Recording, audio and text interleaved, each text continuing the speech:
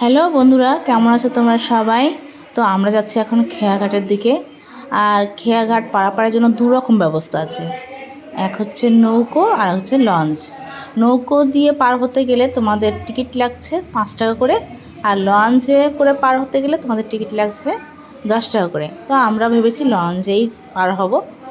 তো আমরা এখন নবদ্বীপ ছেড়ে চলছি মায়াপুরের উদ্দেশ্যে। তার জন্য দেখো আমরা লঞ্চে উঠে পড়েছি। আমার শ্বশুরমশাই, শাশুড়িমা আর মেয়ে আর আমরা 4জনে এসেছিলাম ঘুরতে।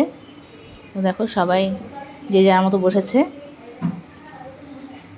আর এই যে দেখো গঙ্গার ঘাটে সবাই স্নান করছে।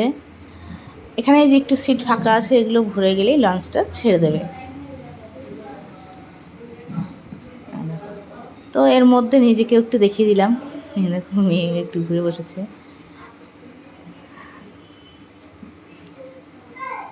তো আমাদের লঞ্চ এখন ছেড়ে দিয়েছে। দেখো যাত্রীরা সবাই যে যার মতো বসে গেছে, সম্পূর্ণ ভরে গেছে।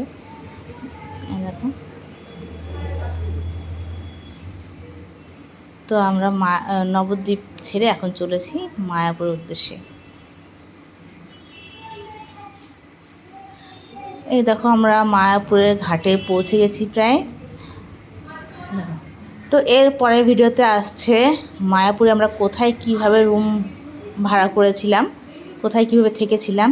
তো তোমরা যদি জানতে চাও অবশ্যই ভিডিওটা দেখো, আর পরের পার্টটাও দেখো, পরের 2 পার্ট আসবে।